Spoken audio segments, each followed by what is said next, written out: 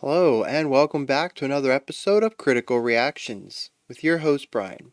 We're going to continue on with this week's theme of beautiful music, looking at a band we've checked out a couple of times in the past, and I am more than excited to revisit. We are talking about Obliviscaris. The track in question is As Icicles Fall. Interesting title. Let's see what they're bringing to the table today.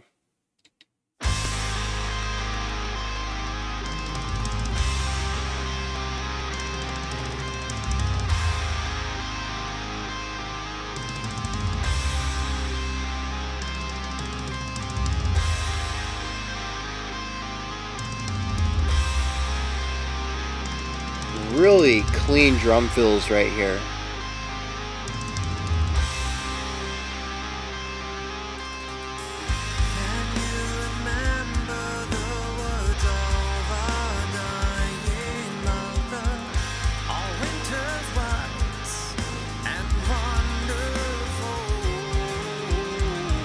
Love those bass ideas.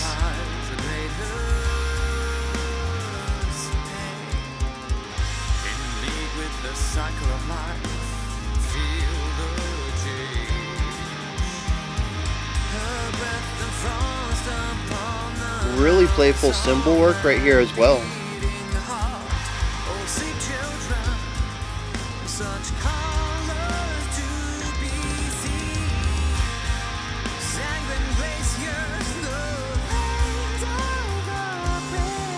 A little bit of falsetto work there.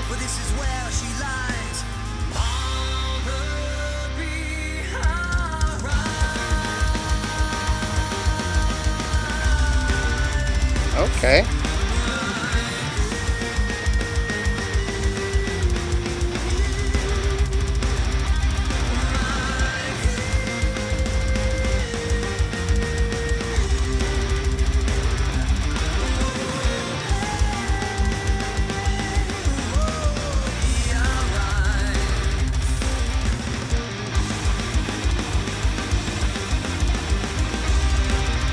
Just kicked it up. I love how they layered the tremolo picking over the other tremolo picking, and we actually have this dual idea thing going on in the guitar work.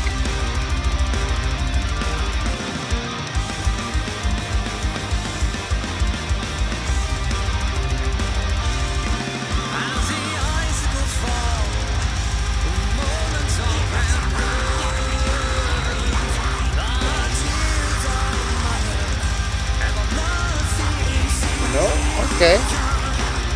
So the harsh vocals are only right hand. I figured they were going to go back and forth.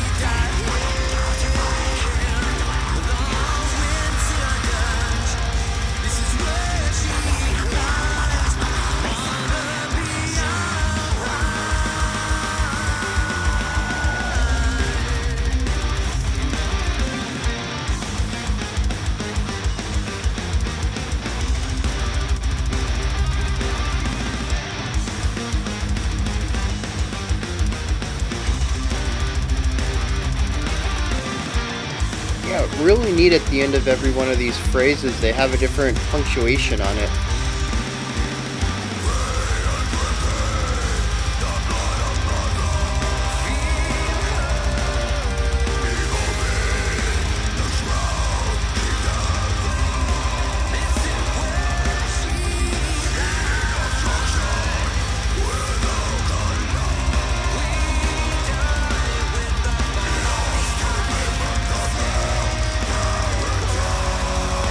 Ooh, that little shift there.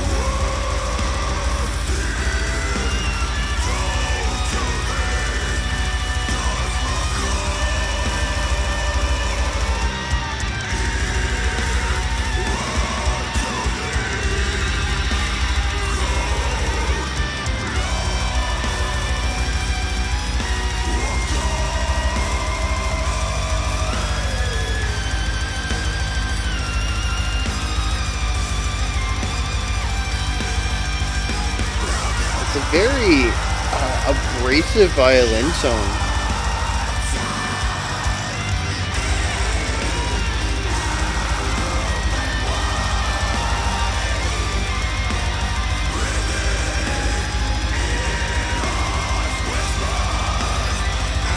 got that moving thirds idea in the guitar? Oh, it's gone now.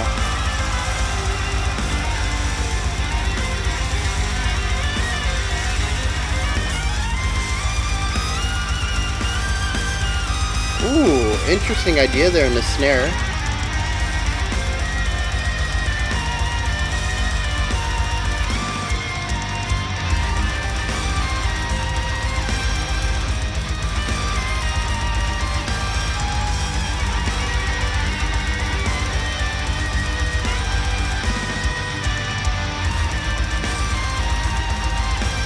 More of that really fun cymbal work.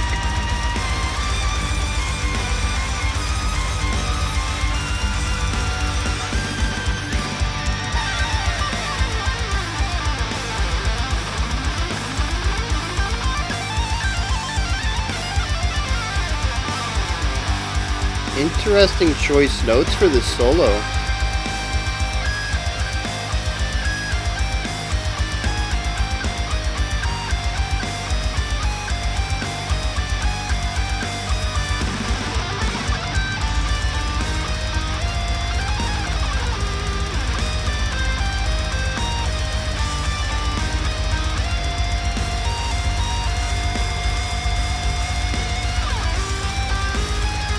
Interesting idea overall. It's such a contrast to everything we've heard.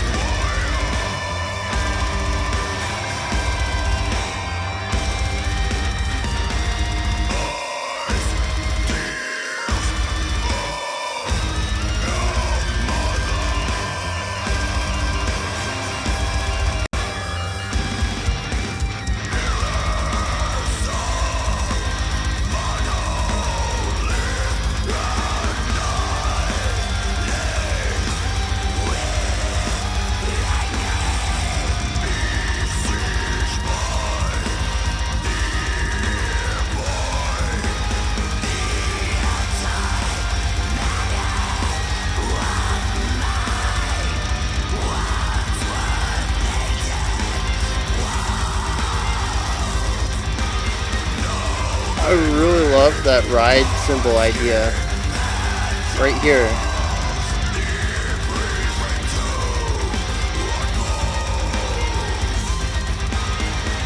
It's just a really fun dancey syncopation against that rigidity in the bass kicks and the snare.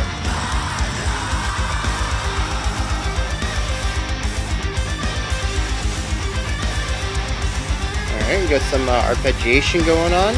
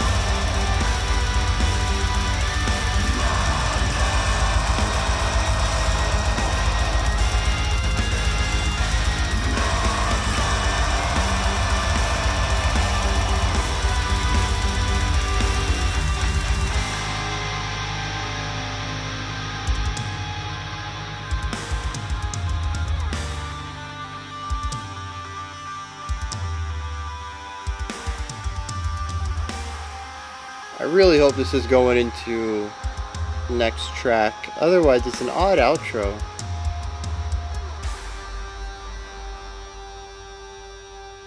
Oh, okay. So they use the ritardando to fade it out rhythmically. Alright, I can get behind that. Just to preface, this is not really a beautiful track. Not, it has beautiful elements to it, but I think overall it's very heavy, very aggressive. Um, it is metal. In fact, a lot of these sections kind of feel to me approaching tech death. Um, and so, like I said, there are some beautiful moments to it, and a lot of those come from the melodic writing in the violin specifically, and the intro. I'd say the first 2 or 3 minutes had a lot of beauty to it, but overall, this is not something I would typically think about. Someone asked me to list a beautiful track, though I understand this week's theme is rather subjective, so that's all I'm going to say on the topic. Just kind of want to bring some attention to that.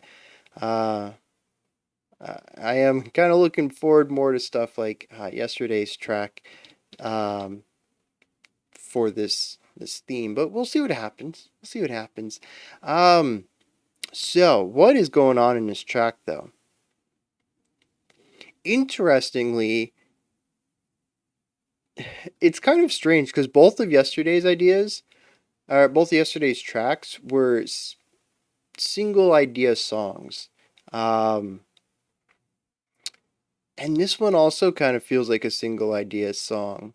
There is a lot of variety going on. I don't think I would blame anybody who thought that this was like a linearly written track with, well, I guess a rhapsody, right? Going through a series of ideas without any repeating concepts. Um, but honestly, it all kind of feels like one vibe to me. I do think we could probably easily divide this into the opening 3 minutes, the middle 3 minutes, and the final 3 minutes and call it just overall ABC for our structure. But a lot of it also feels very similar. There's a lot of callbacks to older ideas that sort of cement every concept as an evolution of what's come prior to it rather than a new idea within itself. Um, and I just think it's very strange that all three songs this week I've been able to say that about it.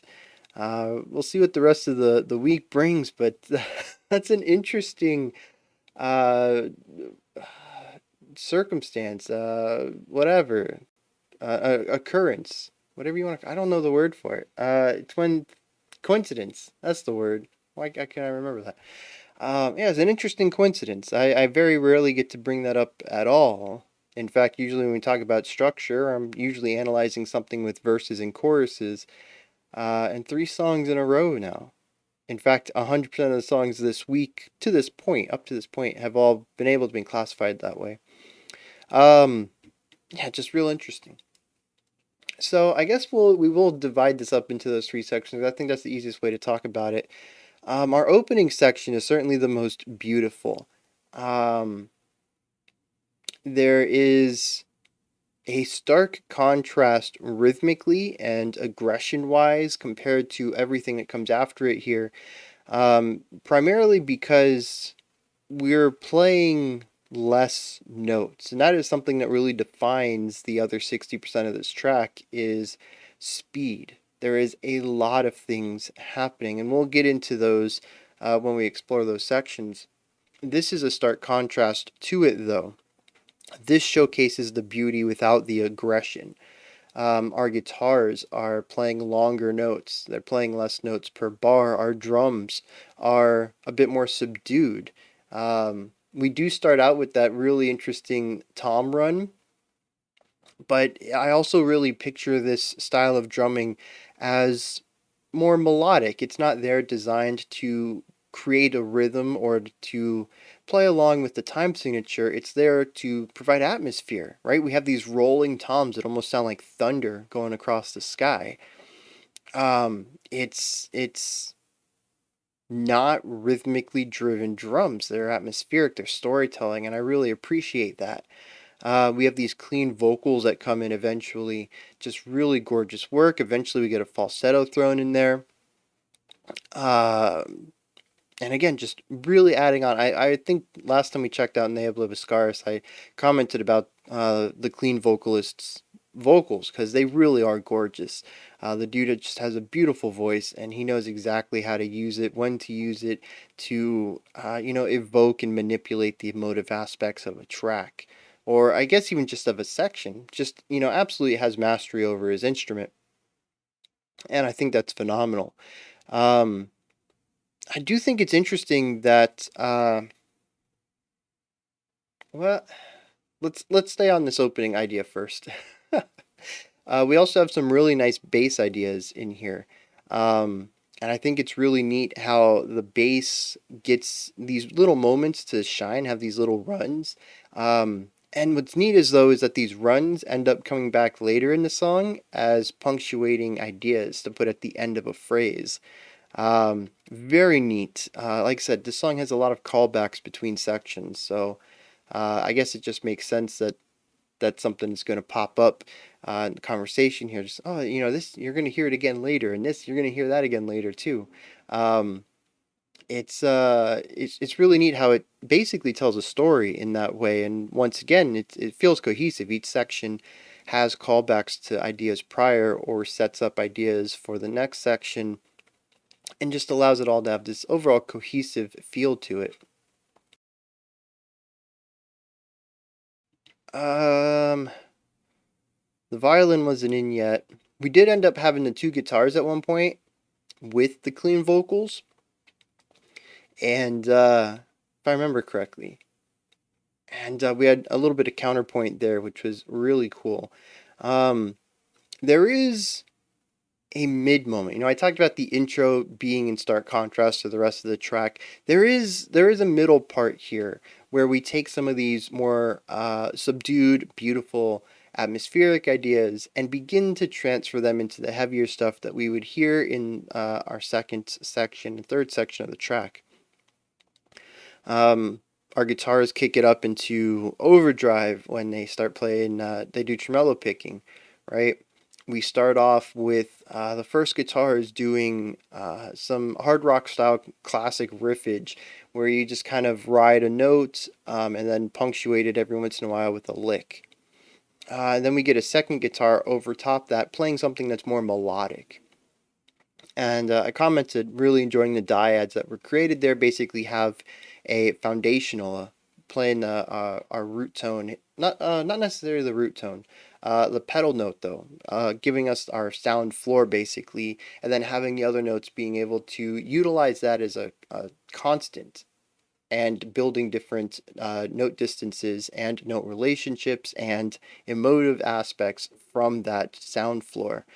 Um, it's a fantastic way to go about doing it, and I think it works really well, especially playing at this speed, because it gives you that constant element for everything else to be contrasted against.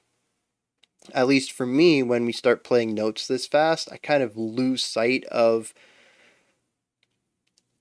the musical aspects of the melody lines. It just kind of sounds like a flurry of notes to me. And having this baseline area that I can kind of feel the emotive elements of each of these notes helps a lot. Um, so I really appreciate that. We also brought in the growls, which I thought were interesting because they were right pan, center right, not like full right, just kind of off in that direction. And I really thought, being that it was weighted as oddly as it was, because there's nothing on the left side to balance it, they were going to go back and forth and pan it like that before bringing it in center, and they didn't. They just kind of kept it off to the right. Interesting choice for this section. It was short lived. I think it only happened for 4 repetitions, but it was also a very oddly weighted section, and I immediately felt that I was kind of like being pulled this way. But it was done for artistic reasons, I'm going to assume, and they pulled away from it as soon as they felt that it was necessary to center the vocals, the harsh vocals. So I don't think it was that big of an issue. Um, the drums just started doing double bass kicks. I felt like that's all they did the entire song. After this point, I have no idea how the dude keeps it up. I can't. 7 minutes. I'm pretty sure I commented about this during the Plague Flowers, the Kaleidoscope, I think is what it was called. Um, because that one just had an insanely long amount of double bass kicks as well, especially at the speed that they're going at. It's just kind of phenomenal to think that I think this is the same album that Plague comes off of as well, which means that I don't know about the rest of their works, rest of their albums, but at least for this tour, for this album, there was at least 18 minutes of it where the dude's just straight double bass kicks, 30-second notes constantly, and then still has the energy to play the rest of the show, which might have more stuff like that. It's just the sheer endurance of it is jaw-dropping. I think this was the last time we heard the clean vocals as well. They dropped out entirely and were replaced with the violin. And we had a little bit of this with the two guitars, the violin, the bass, the drums, and the harsh vocals.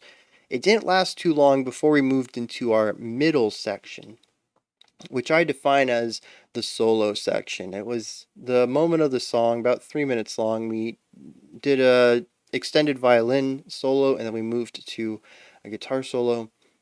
It was the only moment of the track where I don't think we had any vocals. It was purely defined by being vocalless and having instruments taking the lead. The violin was the first to take it, originally being right panned and pushed to the center. And I don't know what to say about this. I really don't. It's a weird section, and I think I even called it out a little bit when it was going on. Um, oh, no, no, no, no, no. No, that was the guitar. No, the violin was gorgeous. Yeah. Yeah, the violin was gorgeous. Really nice lines overall. Great storytelling, great melodic flow. Worked well with the chords being played underneath it. And, overall just continuing the story of the song, right? Pushing forward with that intensity. The guitar pushed against all of that, where the violin would occasionally hold out notes, but also moved into these faster runs and continued with the combination of the brutality of the metal and the speed, while also having beautiful melodic and harmonic qualities. The guitar said, I'm doing the opposite of both of those. The guitar played these flimsy quarter note ideas, just kind of running down four notes and then running down a different four notes and then running down each note getting a beat. So it felt rhythmically lacking as far as dynamics go. Melodically, it felt lacking because it was just a repetition of the same idea that followed with the chord progression.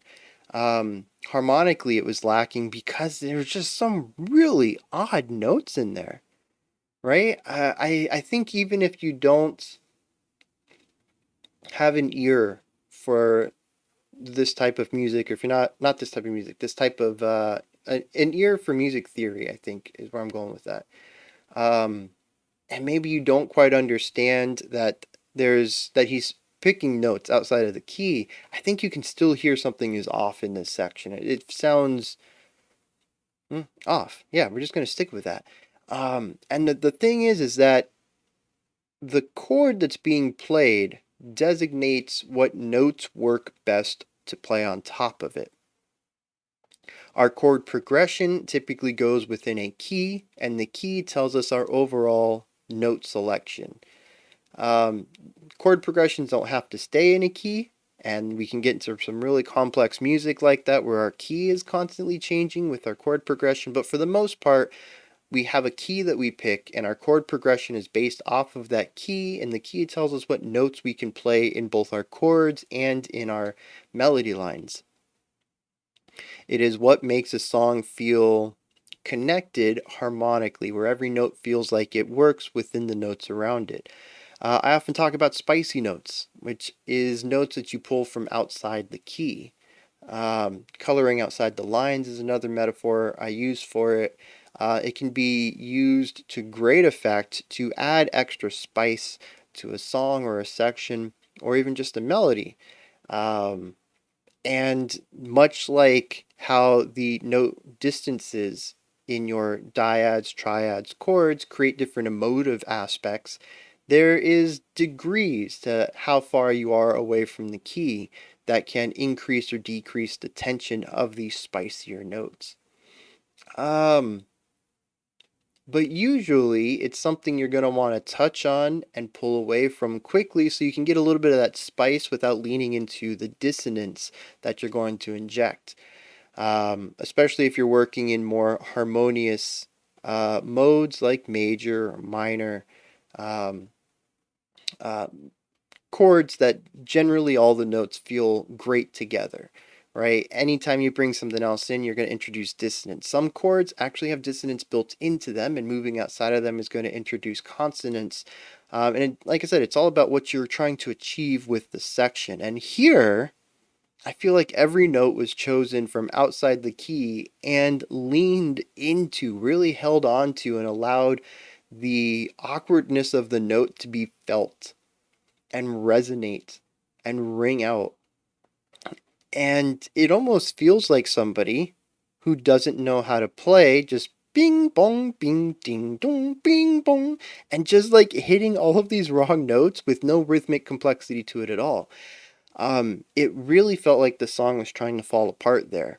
And I'm curious once we get into the lyrics if I can pick up on any themes where this might be explained, because musically it's an isolation too, right? If it was a recurring element, I'd be like, oh, they're trying to say something with it. But the entire song, for the most part, is harmonious with consonant sounds. It's all driving, except for our intro, which was sort of our ramp up into the speed. Everything just has these constant 30-second notes going on. There's a heaviness and a weight, but like I said, it's not really a dissonant song either. So, to reduce the rhythmic complexity, to color almost specifically outside of the lines with note choices, to make a section of the song feel like it's grinding against the heart of the track. In isolation, nothing else touches on to anything like this again. It's an outlier, it's an oddity. It's difficult to read what they were going for because there is no pattern to it. Um, And it's not like we just stay in this idea. Eventually, the guitar does start shredding, but the note choices continue to be odd. We kind of move closer to something that has consonant values to it, but there's always, every fourth or eighth or ninth note or something, there's just this odd little pick from outside the key that just doesn't work. It's like they're really pulling some of the most tense sounds they can into their melody. And it is just a very abrasive section. Speaking of abrasive sections, because I am done with that now, I forgot to talk about this with the violin. When the violin first comes in, it is very sharp, texture-wise, not tonality. Because like if you're playing a note and it's a bit too high, we call that sharp. If it's a bit too low, we call it flat. We're really trying to hit a specific value for our tone. Um, But I'm not saying the instrument is sharp that way where it's a tonality thing. I'm saying that it's just very pointed. It cuts through everything. It almost sounds like a screech or a wail at times. And it immediately called my attention to it. It, like I said, cut through all the noise. It immediately pushed through the growling that I think had most of the spotlight there when it happened, when the violin came in. And I found it to be a bit grating at first. I don't know if I acclimated to it or if they kind of rounded off some of the edge of it eventually. But yeah, when it first came in, it was just a very abrasive sound. And of course, we went from that into the solo, into the very abrasive melodic writing from the guitar. So we do kind of have these disruptive concepts that appear from time to time, just they're done in different ways. Because in the third section, we do have a violin idea that starts to get a bit disruptive melodically as well. So, yeah, it is kind of a theme that runs through.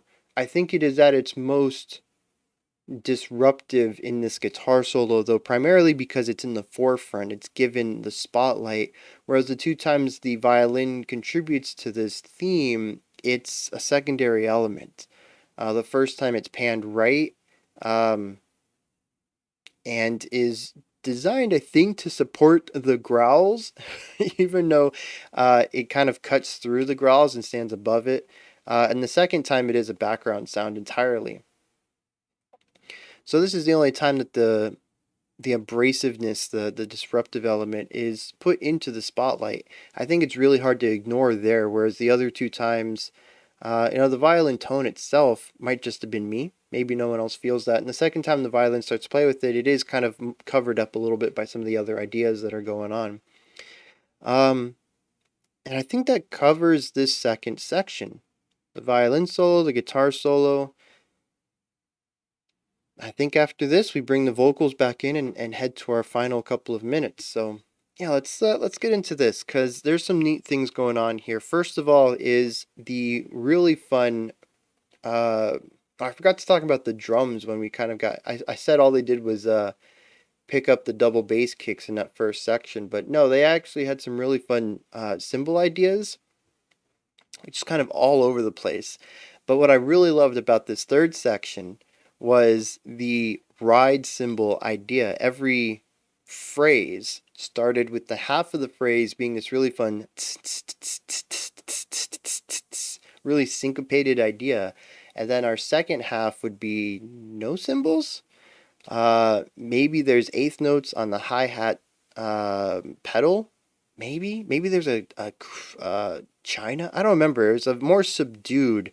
Chinas aren't really subdued, but it also wasn't the hi-hat pedal hitting a two because that is too quiet. This had shimmer to it. Maybe it was just a China cymbal, maybe a smaller one, or maybe it was just produced when they EQ'd it. They brought it down a bit.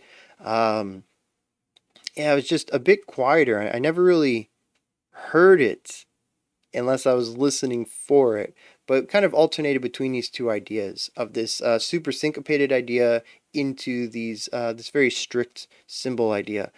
The cool thing was though is that the super syncopated ride cymbal idea works so well against the snare, which hits on 1 and 3, I think it was. And it just creates this very groovy feel that we trade out for something that feels a bit more empty and also feels a bit more rigid. There's this back and forth between playfulness and lacking, emptiness, super serious.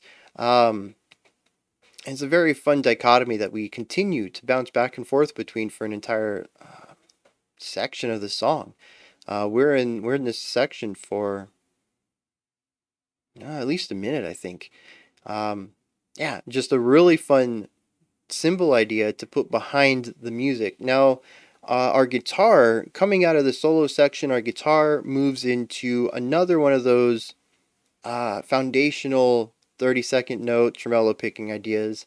A lot of kind of staying on one note and then having a lick somewhere or another. I think this was also where we had that really neat punctuated idea where at the end of every 4 bars, we would have a punctuation. And one time we had like this really fast rising guitar sound. Another time we had this sick bass riff that was just so clean, so nice. It's really, I mean, I love the bass tone. I commented on that at the very beginning of the track, and just a really nice run utilizing this tone at the end of every bar. And I like to trade it off. Like, I think then we had another guitar idea, then we went back and had a different bass idea, and like every 4 bars, we'd get this really nice stinger, this nice lick to end the overall pattern. Um, and it's just a really nice way to do that because it introduces variety. We have this simple idea that we're going to hear over and over and over, but at the end of it, we're going to have a different concept, and you can always look forward to that. What are they going to do this time? And I really appreciate that. On top of this, though, our second guitar is arpeggiating, but arpeggiating quickly. It's still tremolo pick, not arpeggiating. I take that back. Rising thirds, where you'll take a note and then you go up a third and then you come down a half step, I think. Then you go up a third, down a half step, up a third. So you kind of have this bouncing back and forth rising idea. It was doing 2 hits per note, so like do do do do do do do do do do do do do do. And then like he'd hit a point and he'd like come back down to the beginning or whatever. But just the speed and precision of it with this rising intensity it was a really neat idea. It probably looks phenomenal, the performance wise. It feels technical, it sounds technical, and it also introduces this tension to the finality of this, the final, the final aspect of this track. Because I think at here we were probably about 2 minutes left. And so we've had all this speed throughout, and I think this is the part of the song where that speed actually moves towards something and is done for a reason other than that they just play fast, which is something I remember checking out some of their older stuff. Um, yeah, they just play fast, and it's kind of their style. But here I feel like it actually has thematic storytelling purpose to it rather than just being their style. It is introducing a rising tension to the song, and I don't know. I mean, when you combine that idea with the disruptive components that I talked about in the last section, it kind of feels like the song is warning about something, or I can feel it. Like I'm getting an idea here, and I just don't know if I can put it into words. I don't know if I have enough information to accurately describe it, but it definitely feels like a warning. There's all these disruptive elements that seem to be getting ignored, and they get worse and worse through the track.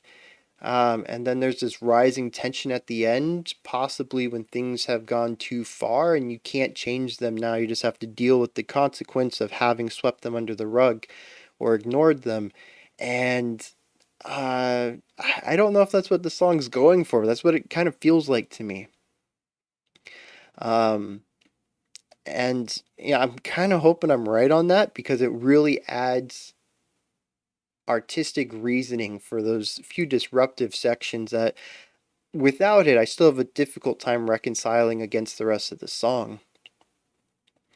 Um, what else? There was one more thing I think I wanted to talk about here, and oh, the violin comes back in and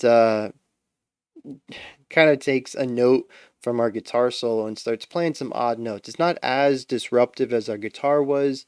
A lot of it still kind of fits in sort of a consonant sound playing alongside the chord that's being played underneath it rather than pushing against it.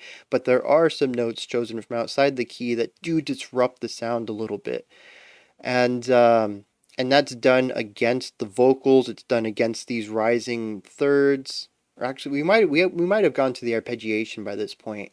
And arpeggiation is when you play the root, the third, the fifth, and the octave of a scale. Then you come back down. Um, and I think they were doing two octaves, so you'd have root, third, fifth octave, and then a third, fifth, and a double octave, and then coming back down. I think that's what they were doing there. Um, in which case, they might have been sweeping. I don't know. I would love to see a live performance, especially of just this last moment of getting to watch those rising thirds and then the arpeggiation here and seeing how they went about performing them. And just a little bit of that guitar mastery on display. Also a drum cam just so my jaw can drop on the floor for 9 minutes as the dude's legs do not fly off of his body somehow. Um but yeah, so we had that arpeggiation idea possibly around the time that the violin was doing their abrasive melodic writing. And then we just kind of run it out to this rhythmic stopping point, and it really felt like everything got cut out except the drums and the violin, maybe. I don't know. We're at 40 minutes in the video, so I'm trying to remember half an hour ago what I listened to. Um, and I remember talking about something how I was hoping that it would move into the next song, not because I wanted to go into the next song, or actually, if we did, I'd be a little disappointed because I'm just, it feels incomplete when you listen to half of an idea, um, or even, a tenth of an idea for albums that just are fully connected. But because it felt like the song wasn't moving towards an ending point. And they kind of flipped that on me a little bit. They kept this rhythmic movement and use the ritardando to slow the song down and get more space between these beats in the drums, until it finally they held a note out and finished the song out. And I thought that was a really proper way to go about it, especially if it is about some impending doom and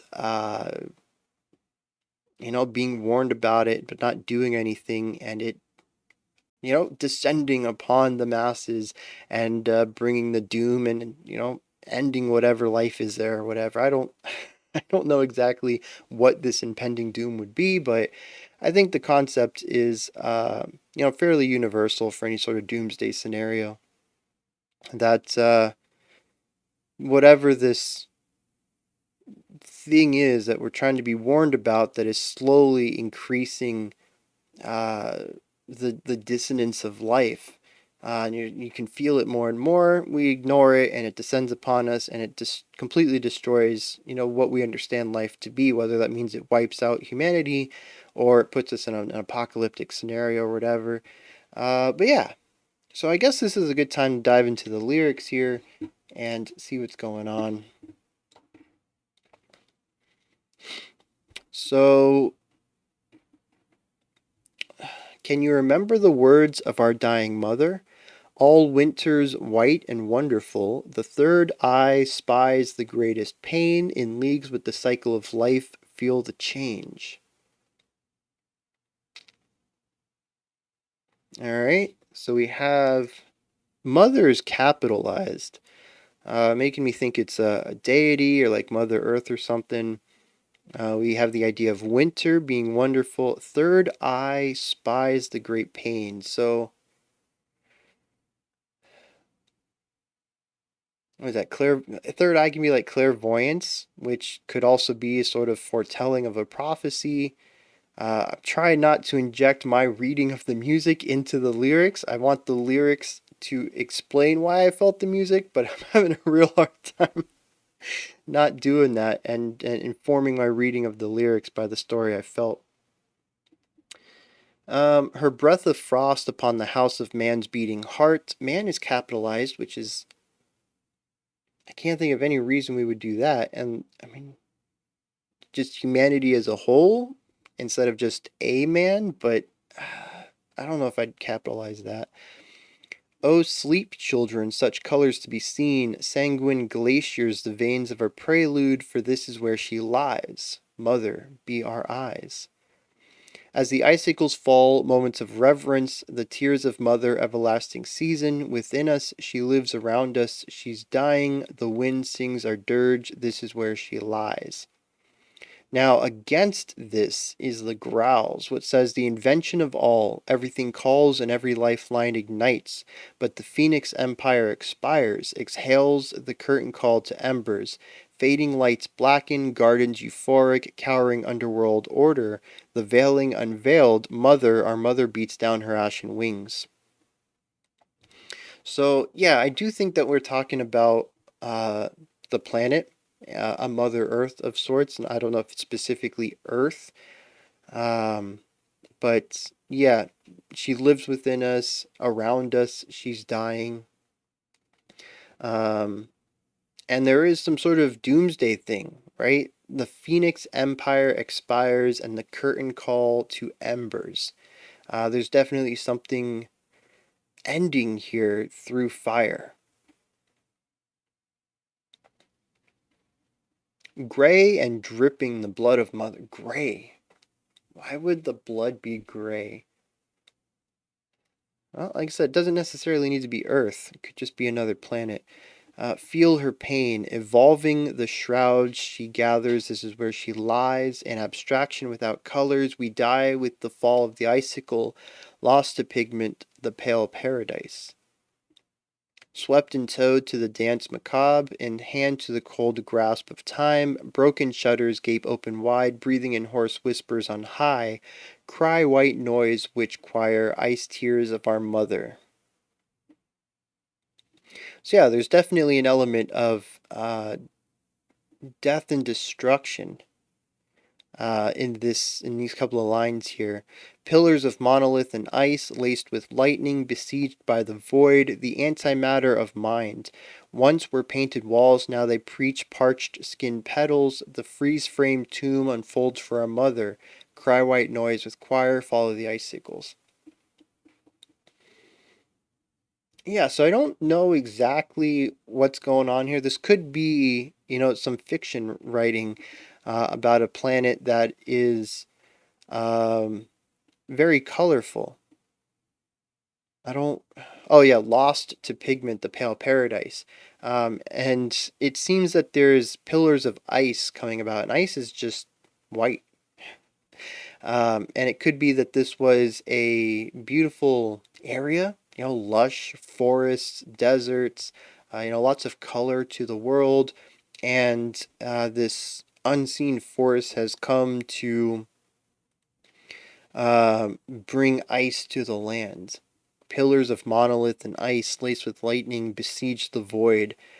It kind of took away all of the color and beauty of the world and replaced it with something very sterile. How well, I mean, the freeze frame tomb unfolds for our mother. Because there's also one more line I didn't quite get as far as my reading of this. I think it was at the beginning.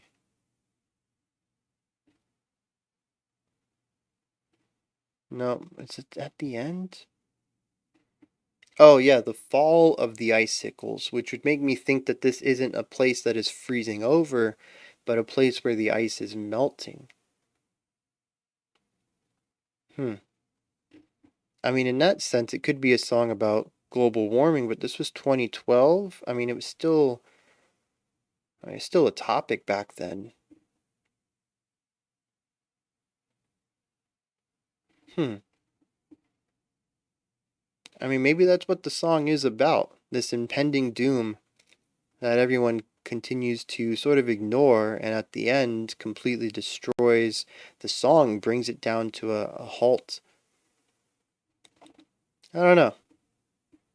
I'm kind of getting two different visuals here, but I think that both of them line up with the story that the music told me.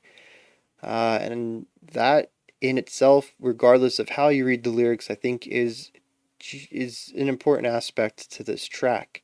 And something that I think Obliviscaris does a fantastic job of is, even though they work within their one sound, and granted, I think I've only heard like two albums from them, so they could have a different sound on another album or something, but just this really fast, aggressive music with beautiful melodic components, they can still find ways to tell stories in the music despite kind of fitting within their own niche, their own style that they've kind of cemented themselves in.